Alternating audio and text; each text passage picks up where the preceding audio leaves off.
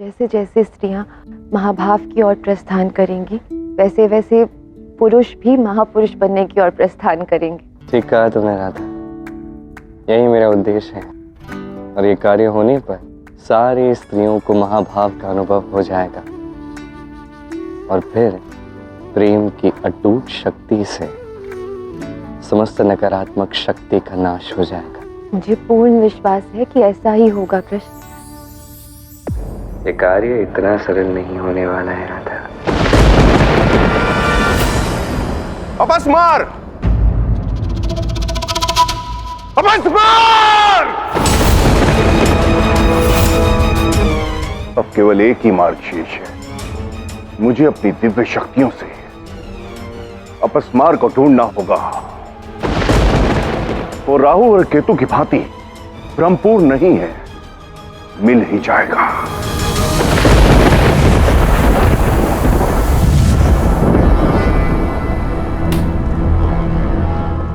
तीनों लोकों में अपस्मार जहां कहीं भी हो, मुझे उसके पास ले चलो।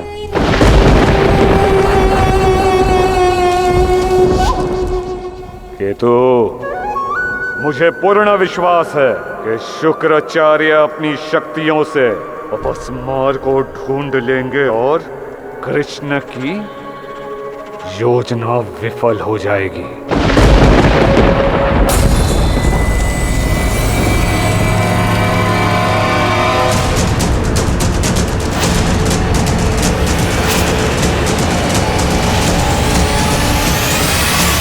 तुम यहीं रुको, अपस्मार भीतर है तो मुझे एकांत में उसे जागृत करना होगा।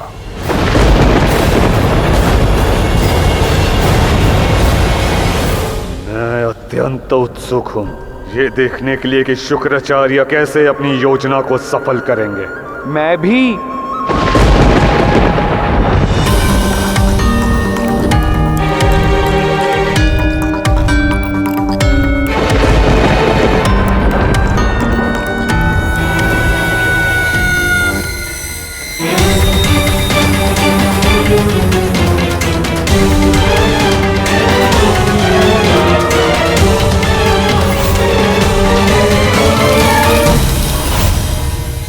अपस्मार, तुम्हारी मूर्छा टूटने का समय आ गया है।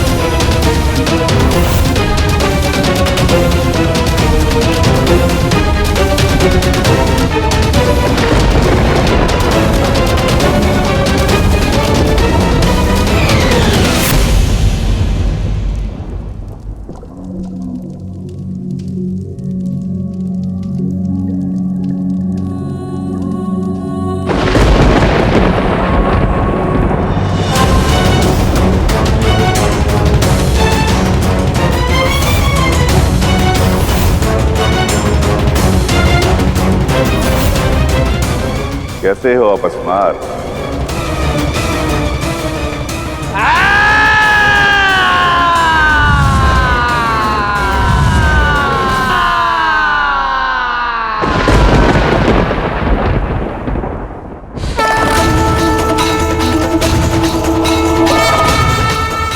अचानक मुझे ये विचित्र आभास क्यों हो रहा है, जैसे कुछ अनिष्ट होने को है।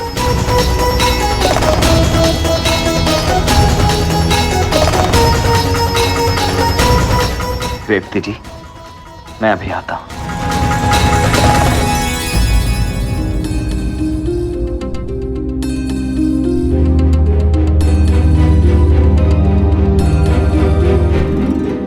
मुझे कुछ तो आभास हो रहा है कान्हा, ऐसा आभास कि कुछ तो अनिष्ट होने वाला है। चिंता मत कीजिए, वही हो रहा है जो होने वाला था। अर्थात ये जो आभास मुझे हो रहा है, इसका कुछ ना कुछ अर्थ अवश्य है ना? अवश्य। आपको ये जो आभास हुआ है वो अपस्मार के जागृत होने के कारण हुआ है। अपस्मार? अब ये अपस्मार कौन है? और इसके जागृत होने से क्या कुछ अनिष्ट हो सकता है का? यदि ऐसा है तो तुम इसे रोक क्यों नहीं रहे हो? आपके सभी प्रश्नों के उत्तर आपको मिलेंगे, एक एक करके पूछिए। ठीक है, तो सर्वप्रथम मुझे यह बताओ कि अपस्मार है कौन? अपस्मार एक असुर है, एक ऐसा असुर जिसके पास किसी की भी स्मृतियां नष्ट करने की शक्ति है, फिर चाहे वो देवता हो, मनुष्य हो या और कोई असुर ही क्यों ना हो। और अब अपस्मार जागृत हुआ है, इसका अर्थ ये भी है कि संसार में अज्ञान जागृत होगा, क्योंकि अपस्मार का जन्म ही हुआ अज्ञान के कारण, कुछ ऋषियों के अज्ञान के कारण।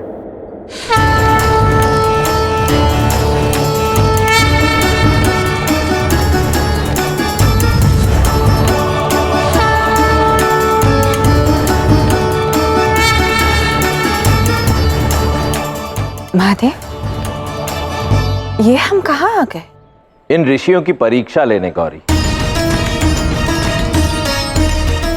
इन ऋषियों को इनकी तपस्या का फल देने से पूर्व मैं इन्हें परखना चाहता हूं कि कहीं इनमें अपने ज्ञान के कारण, अपनी तपस्या और अपनी सिद्धियों के कारण अहंकार तो नहीं आ गया।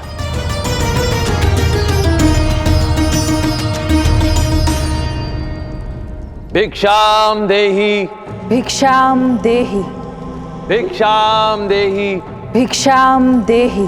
भिक्षाम देहि।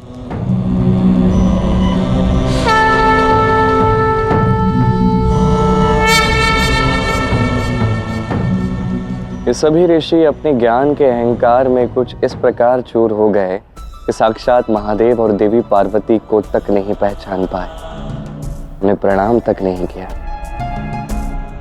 और तत्पश्चात सब कुछ अनिष्ट होने लगा। मैं अभी आपके लिए कुछ लेकर आती हूँ। मूर्ख! पहले तो तुम यज्ञ छोड़कर उठी, अब यज्ञ छोड़कर जाना चाहती हो, अनिष्ट करना चाहती हो? कदापि नहीं। वक्त क्या देख रहे हो? जाओ कहीं और से भिक्षा लो, अन्यथा हमारे यज्ञ में विघ्न डालने का परिणाम अच्छा नहीं होगा। आप महादेव का यज्ञ कर रहे हैं और मैं महादेव की भक्त हूँ। महादेव के नाम पर थोड़ी सी भिक्षा दे दीजिए और हम चले जाएंगे, फिर आप ये यज्ञ कर सकते हैं। तुम दोनों ऐसे नहीं मानोगे।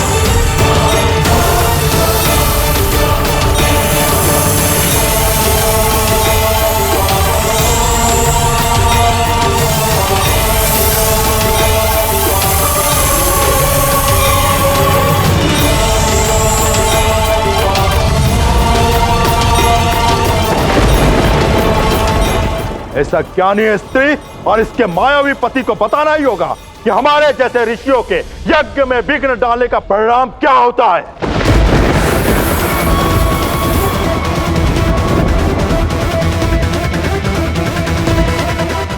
आप दोनों कृपया यहाँ से जाइए, मेरी आपसे विनती है। कृपया आप जाइए यहाँ से। देवियों, आप हमारे लिए चिंता कर रही हैं, उसके लिए धन्यवाद, परंतु अब हमारा यहां से जाना उचित नहीं होगा। ये जो भी करना चाहते हैं उसका सामना करने के लिए हम तत्पर हैं।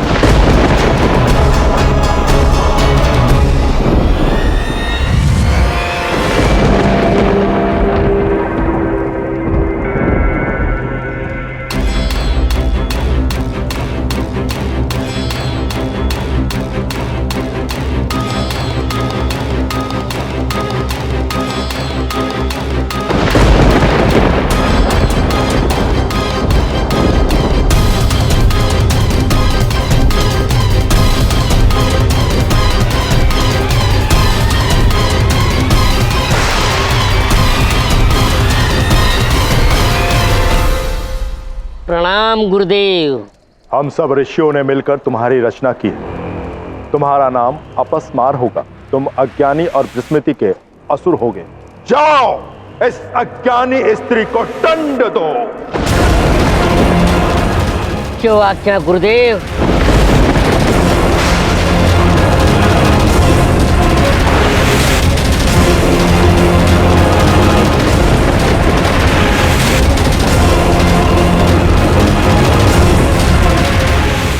गौरी,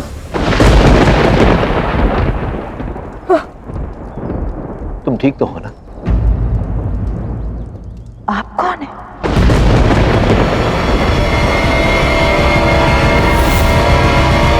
और तब महादेव ने अपस्मार को मूर्छित कर दिया और उसके पश्चात आज यही अपस्मार जागृत हुआ है।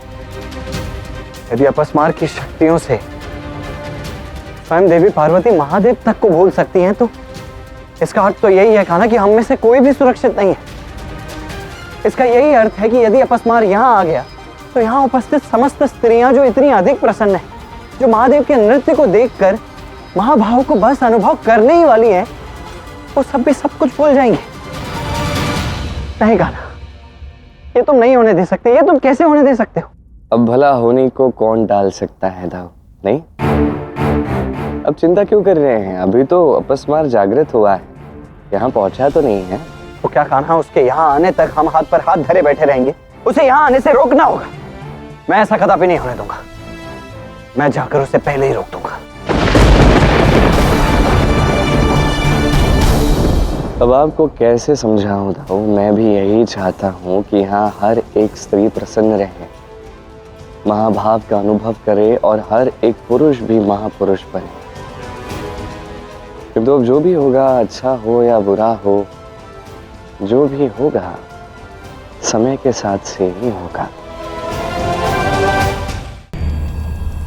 इतने वर्षों के बाद मुझे क्यों जागृत किया आचार्य? मैं चाहता हूं कि तुम अपना उद्देश्य पूर्ण करो, वही उद्देश्य जिसके लिए ऋषियों ने सदियों पूर्व तुम्हारी रचना की थी। इस बार फिर तुम अपनी शक्ति से सारे संसार को अज्ञानी बना दो, सारी स्त्रियों की स्मृति छीन लो, उनकी सकारात्मकता, उनका प्रेम भी। किंतु केवल स्त्रियों की ही क्यों? क्योंकि यदि सारी स्त्रियां अज्ञानी हो जाएंगी तो कदापि वो अपने प्रेम की चरम सीमा को अनुभव नहीं कर पाएंगी, महाभाव अनुभव नहीं कर पाएंगी, और यहां तक कि पुरुष भी महापुरुष नहीं बन पाएंगे। इसलिए जाओ। जो आज्ञा आचार्य। यशस्वी भव।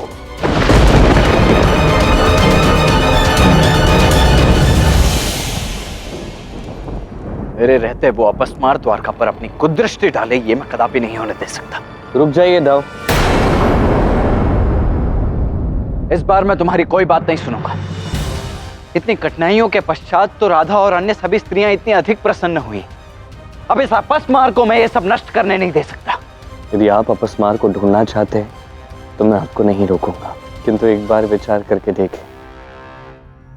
प्रसन्नता ये भाव बांटने से बढ़ता है दाऊ, और इस समय सभी स्त्रियों को जो प्रसन्नता मिल रही है महादेव का ये दिव्य नृत्य देखकर, वो भाव, वो प्रसन्नता बांटने से और अधिक बढ़ सकती है। इस प्रकार ये सभी स्त्रियां शीघ्रातिशीघ्र महाभाव तक पहुंच सकती हैं।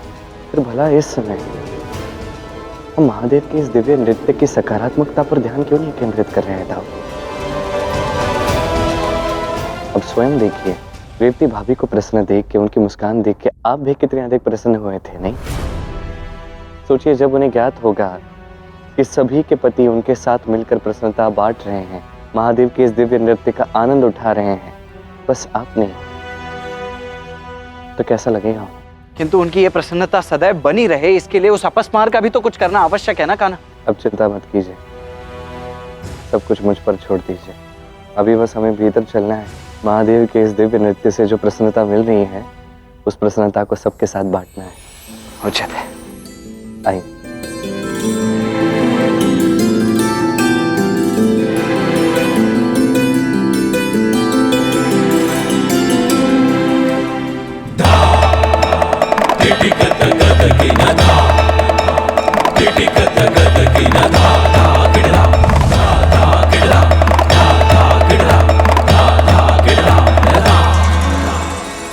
प्रणाम देवराज।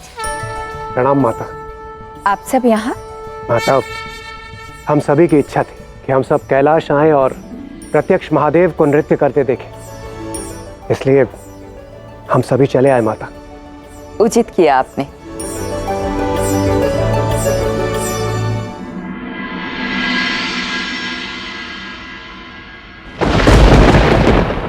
महादेव का ये नृत्य देखकर तो मैं प्रसन्न थी, पर प्रसन्न ही होना चाहिए, तो फिर ये आकुलता क्यों हो रही है? तुम्हारी इस आकुलता का कारण अपस्मार है राधा।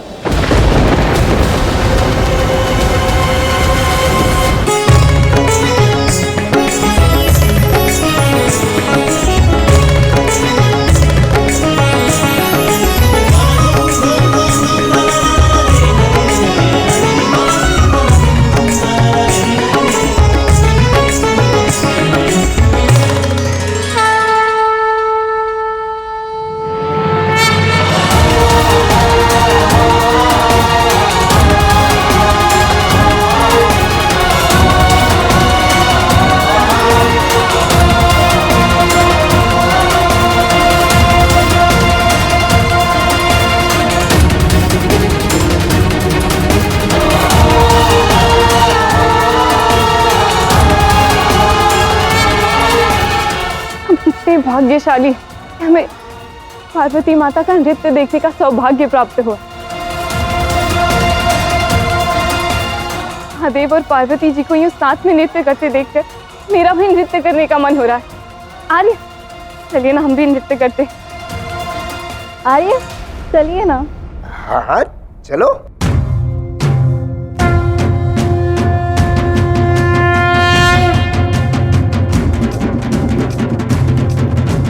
सबसे बड़ा है प्रेम जगत में, प्रेम सा ना कुछ दूजा। प्रेम स्वयं ईश्वर का रूप है, प्रेम ही सच्ची पूजा। प्रेम ही सच्ची पूजा। प्रेम का प्याला पी ले जो भी प्रेम रूप हो जाए। डूबे निज प्रियतम के रंग में, सुध बुध सब खो जाए।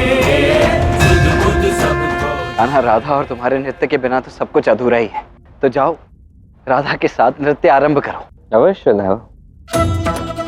आज पुरुष और प्रकृति एक साथ मिलकर नृत्य कर रहे हैं और नवरात्रि का पूजन तो अभी प्रारंभ भी नहीं हुआ है। शीघ्र ही सभी महाभाव का और महापुरुष भाव का अनुभव करने वाले हैं। इसके पश्चात सब मिलकर नवरात्रि के इस उत्सव का आनंद उठाएंगे देव। और आप यहाँ क्या कर रहे हैं? आप जाइए, रेवती भाभी के साथ नृत्य कीजिए। मैं राधा को मनाने का प्रयास करता हूँ।